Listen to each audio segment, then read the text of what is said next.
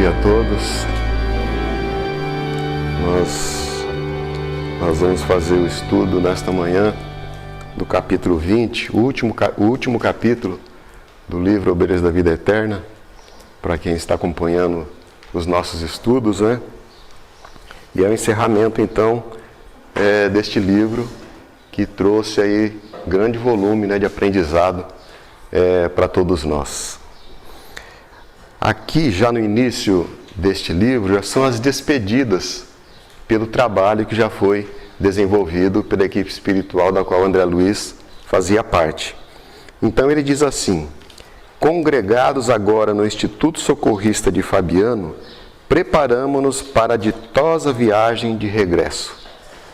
Então seria uma viagem realmente de satisfação, né? Eu fico imaginando assim, a gente quando vai fazer uma viagem, né, de recreio, que é aquilo que satisfaz a gente, né? A gente vai com toda aquela alegria, né? Mas aqui eles estão fazendo de retorno. E o retorno para eles é uma ação muito gratificante, como nós vamos ver. Efetivamente, as saudades de nossa vida harmoniosa e bela é para ter realmente satisfação, né? Para voltar para um ambiente desse, né? Nos planos mais altos dominava-nos o coração. O serviço nas regiões inferiores proporcionava-nos, é bem verdade, experiência e sabedoria, e acentuava-nos o equilíbrio, né? A sabedoria, acentuava-nos o equilíbrio, enriquecendo-nos o quadro de aquisições eternas. Então essa equipe espiritual veio para desempenhar uma tarefa, né? Realizar essa tarefa, agora já está os preparativos, né, da sua volta, do retorno para o ambiente da onde eles vieram, que era a cidade de nosso lar. Entretanto, o reconhecimento de semelhantes valores não impedia a sede daquela paz que nos aguardava à distância.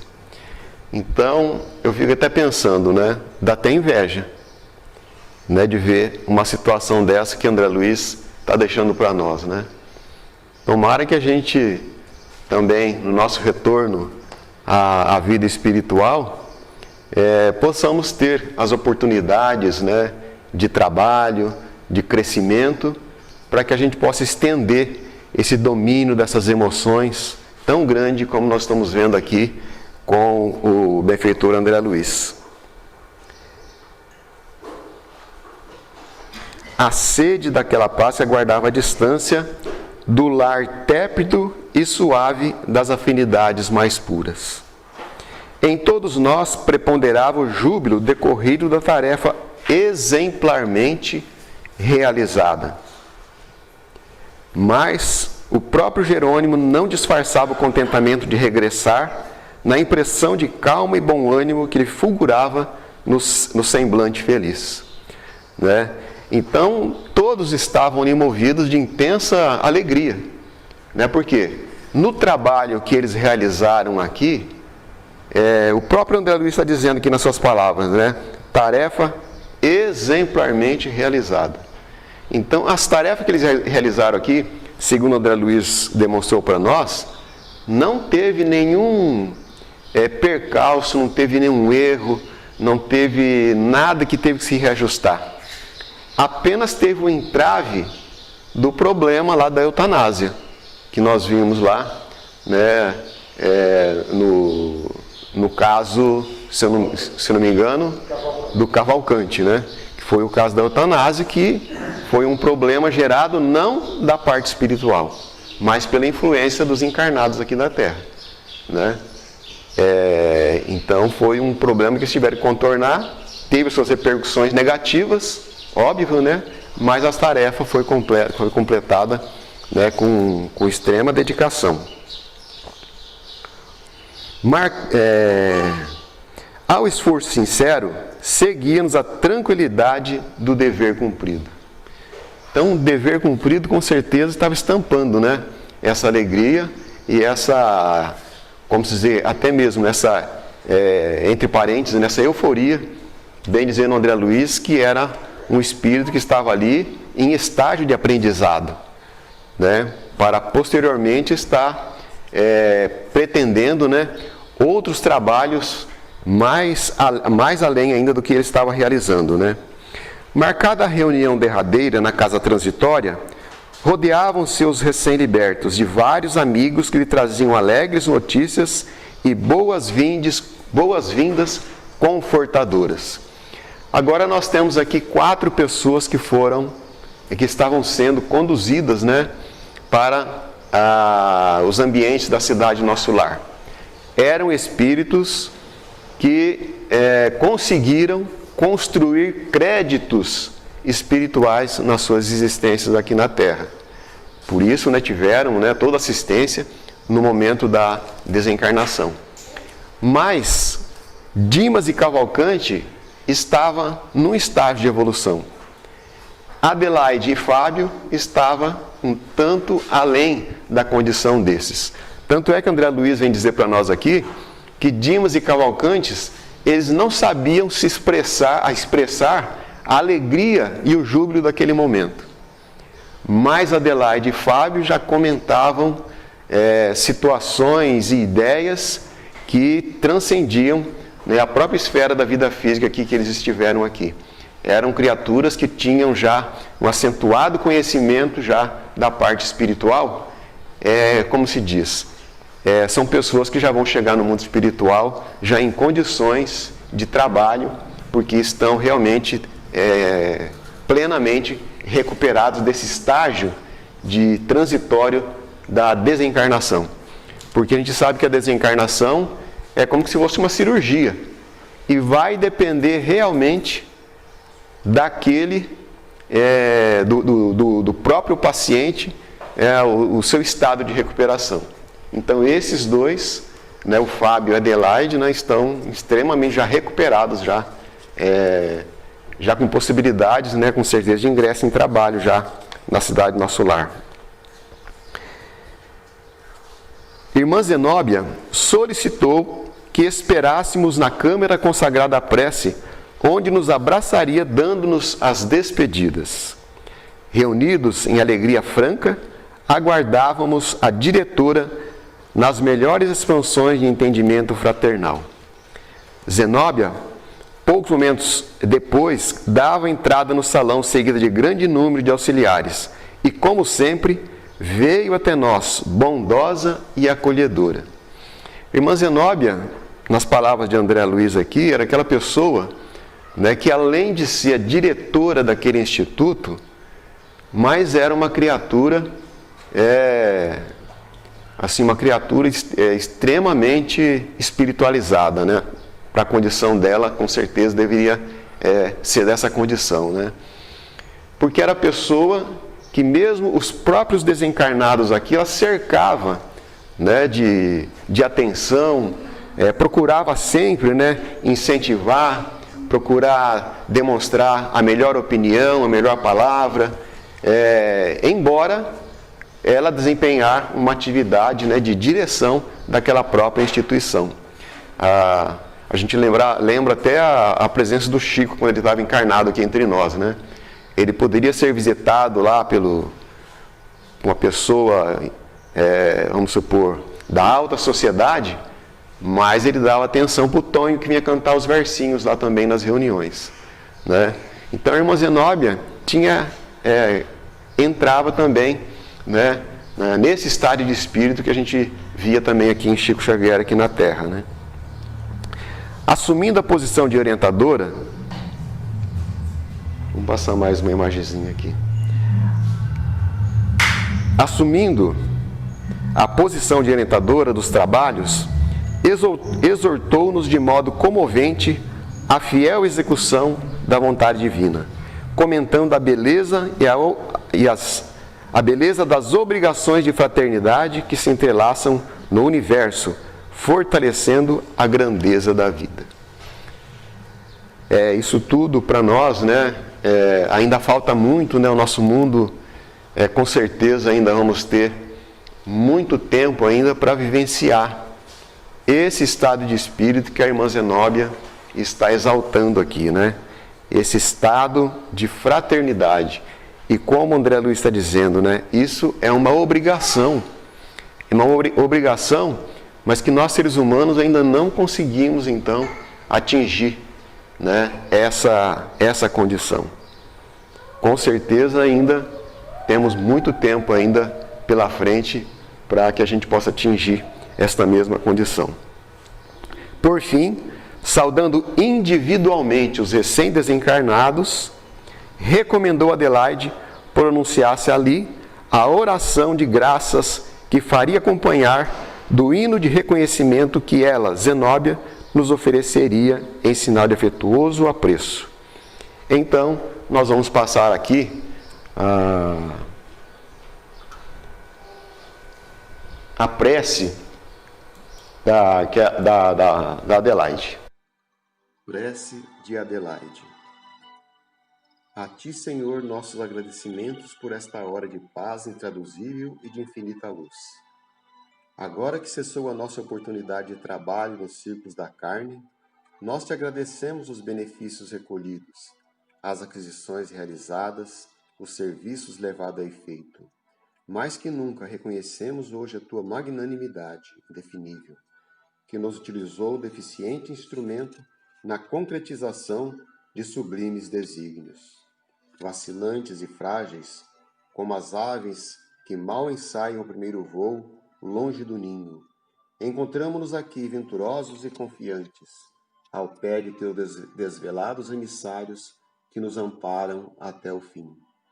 Como agradecer-te o tesouro inapreciável de bênçãos celestes? Teu carinho santificante seguiu-nos passo a passo, em todos os minutos de permanência no Vale das Sombras. E não satisfeito, teu inesgotável amor acompanha-nos ainda, nesta retirada da velha Babilônia de nossas paixões amargurosas e milenárias.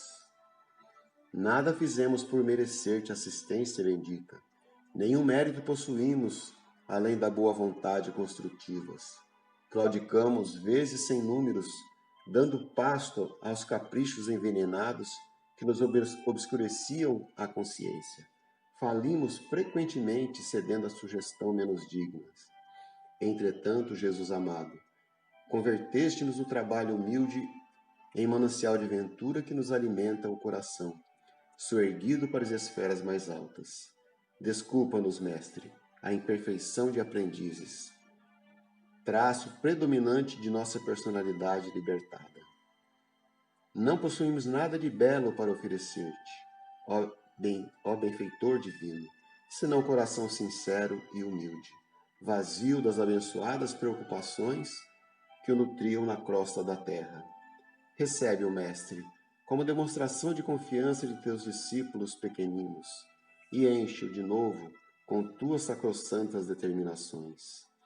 Reconhecidos a tua inesgotável misericórdia, agradecemos a ternura de tuas bênçãos, mas, se nos deste proteção e consolo, não nos retires o trabalho e o ensejo de servir. Conduze-nos aos teus outros apriscos e renova-nos por compaixão a bênção de sermos úteis em tua causa. Cheios de alegria, abençoamos o valioso suor que nos proporcionaste na esfera da carne purificadora, onde, ao influxo de tua benignidade, retificamos velhos erros do coração. Bendizemos o caminho áspero que nos ensinou a descobrir tuas dádivas ocultas, e beijamos a cruz do sofrimento, do testemunho da morte, de cujos braços nos foi possível contemplar a grandeza e a extensão de tuas bênçãos eternas. Agora, Senhor, assinalando nosso agradecimento aos teus emissários que nos estenderam mãos amigas nas últimas dificuldades da moléstia depuradora, deixa que te roguemos amoroso auxílio para todos aqueles menos felizes que nós, que ainda gemem e padecem nas sendas estreitas da incompreensão.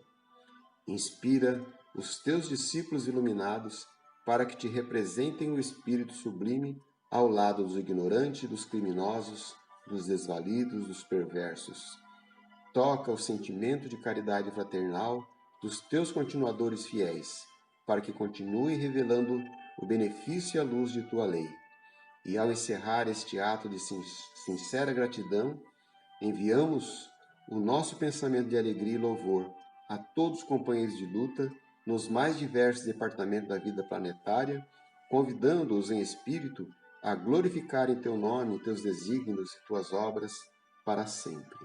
Pela prece que nós acompanhamos, Adelaide, dá para se ter ideia, né, do estado de espírito dessa senhora, né, dos conhecimentos e da grandeza, né, na sua própria intimidade. Fim desta prece, irmã Zenóbia então veio abraçar Adelaide, extremamente sensibilizada, e logo após, reassumindo o lugar, recomendou aos auxiliares que ajudassem no formoso cântico de agradecimento ao círculo terreno, que os irmãos libertos acabavam de deixar, emergindo num dilúvio de vibrações cariciosas que nos arrancavam lágrimas de suave emoção. Iniciou ela própria o hino de indefinível beleza. Ó terra, mãe devotada, a ti nosso eterno preito de gratidão e de respeito na vida espiritual. Que o Pai de graça infinita te santifique a grandeza e abençoe a natureza do teu seio maternal. Quando erravam os aflitos no abismo de sombra densa, reformaste-nos a crença no dia renovador. Envolveste-nos bondosa nos teus fluidos de agasalho e reservaste-nos trabalho na divina lei do amor. Suportaste-nos sem queixa o menosprezo impensado no sublime apostolado de terno e infinito bem. Em resposta aos nossos crimes, abriste nosso futuro desde as trevas do chão duro aos templos de luz do além. Em teus campos de trabalho, no transcurso de 1000 vidas, saramos negras feridas, tivemos lições de escola. Nas tuas correntes santas de amor e renascimento, nosso escuro pensamento vestiu-se de claro sol. Agradecemos-te a bênção da vida que nos empresta, teus rios, tuas florestas, teus horizontes de anil, tuas árvores augustas, tuas cidades frementes, tuas flores inocentes do campo primaveril. Agradecemos-te as dores que generosa nos deste para a jornada celeste na montanha de ascensão, pelas lágrimas pungentes, pelos pungentes espinhos, pelas pedras dos caminhos, nosso amor e gratidão. Em troca dos sofrimentos, das ânsias, dos pesadelos, recebemos-te os desvelos de mãe de crentes e incréus. Sê bendita para sempre, com tuas chagas e cruzes, as aflições que produzes são alegria dos céus. Ó terra, mãe devotada, a ti nosso eterno preito de gratidão e respeito na vida espiritual. Que o Pai, de graça infinita, te santifique a grandeza e abençoe a natureza do teu seio maternal. A letra, a gente vê que o hino é de uma inspiração profunda, né? Mas a gente queria saber a música, né? Quem sabe um dia tenhamos condições aqui de alguém que chegue a uma inspiração tão grande, às vezes ou para colocar uma música numa letra dessa, ou qualquer coisa assim, ou buscar uma inspiração superior para trazer a música de lá para cá para a gente, né? Acho que isso aí seria o complemento de tudo isso.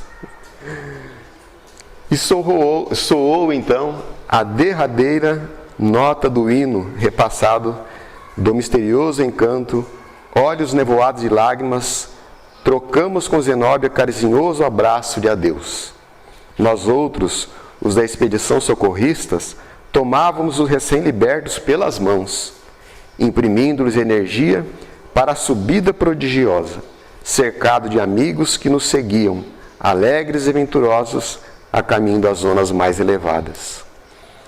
Estranho e indefinível júbilo nos vibrava no peito, empolgado de vigorosa esperança, e depois de atravessar o círculo de baixo padrão vibratório em que se localizava o Instituto de Fabiano, ganhamos região brilhante e formosa, coberta pelo céu faiscante de estrelas. Saudando-nos de muito longe, o astro da noite pareceu em maravilhoso plenilúnio, lua cheia, né? Emitindo raios de doce e evanescente claridade, que depois de iluminar o caminho numa pulcritude, beleza, formosura de sonhos, desciam céleres para a crosta da terra, espalhando entre os homens o convite silencioso à meditação da gloriosa obra de Deus. Então, André Luiz retrata aqui, então, né, a visão que ele teve da partida dessa equipe espiritual. Né? E o que é de se notar aqui é que eles ganham, né, quando eles dizem que eles ganham a certa altura e que vislumbra, né, a lua banhando, né, a face da terra com sua luz, né, com seu magnetismo, espalhando entre os homens o convite silencioso à meditação da gloriosa obra de Deus. E nós sabemos, né, que a lua tem uma influência muito grande, né, gerenciando até mesmo o sistema de vida aqui na Terra, né? O meu pai, ele só cortava o cabelo na lua cheia, porque ele gostava do cabelo armado, né? E a gente sabe que o pessoal que trabalhou sempre na roça, né, aprendeu e sabia, né, dessas influências, né? E só plantava, só colhia, determinadas tarefas eram realizadas em determinados tempos da lua. A gente recorda lá o esposo da Bruna, como que chama ele? O Rafa, né? Ele comentando aqui que ele nunca, ele era descrente de uma coisa dessa. Acha que lua vai ter influência? Aí quando ele se formou médico e começou a habitar lá os corredores do hospital, ele via que na troca das luas vinha muitas mulheres para dar à luz, né? Então a lua influencia em todos os aspectos, né? Então nossos agradecimentos a André Luiz por esse excelente trabalho, mas para o encerramento a gente gostaria de voltar aqui no prefácio do livro, quando Emmanuel vem dizer para nós no finalzinho, no limiar deste livro, portanto, cumpre-nos declarar que André Luiz procurou fornecer notícia das zonas da erraticidade que envolve a crosta do mundo em todas as direções, comentando os quadros emocionais que se transporta do ambiente obscuro para as esferas imediatas cogitações e paixões humanas. Mais uma vez esclarece que a morte é campo de sequência, sem ser fonte milagreira, que aqui ou além o homem é fruto de si mesmo. E é o que as leis divinas, são eternas organizações de justiça, ordem, equilíbrio e evolução. Então, nós estamos entregues a nós mesmos, cada um de nós, né, por aquilo que desejamos e temos intenção de realizar na nossa própria vida, né? Eu lembro de uma frase do Espírito Calderaro, uma mensagem dele, que foi colhida pelo Chico numa reunião mediúnica, em que ele diz que não existe morte libertadora sem vida edificante. Então, o nosso estágio no plano do Espírito vai depender realmente do que nós estamos realizando aqui no plano da carne, na condição que nós estamos vivendo, né? Emmanuel ainda nos lembra, né, como acontece aos que chegam à crosta da terra, os que saem dela encontram igualmente sociedades, instituições, templos e lares, onde o progresso continua para o alto. Então, lembrando que o Emmanuel diz, a morte é um estado de sequência da própria vida. Que Deus nos abençoe hoje e sempre.